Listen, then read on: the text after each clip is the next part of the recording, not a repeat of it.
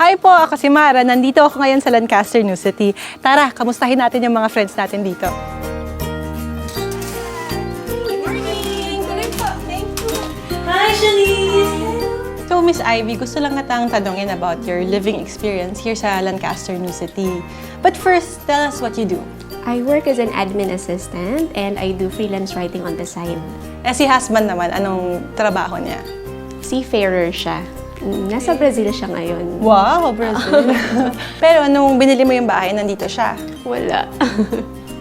Pero nagka-communicate kami noon sa Skype or sa Viber. Tapos nag-go signal siya within the day. Sinabi ko na sa agent na, sige, go kukunin na namin tong unit. Nung naaalala mo pa yung experience mo nung binili mo tong bahay na to, how was it? Very accommodating yung mga staff. And then, a good thing din, yung agent ko was very proactive. So talagang tinulungan kami right from the start hanggang sa na-turnover. Because every step of the way kasama namin siya. So bakit mo pinili ang Lancaster? Why here? Yung unang reason, syempre, fresh air. Sa Manila kasi, alam mo naman, congested na.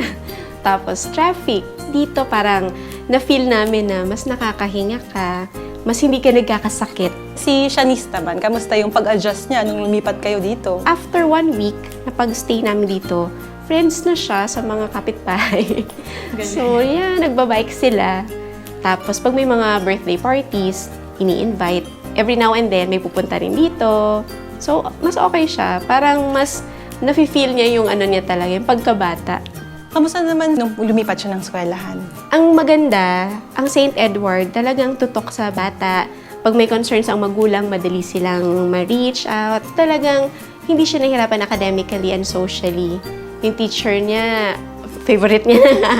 So, happy siya sa school.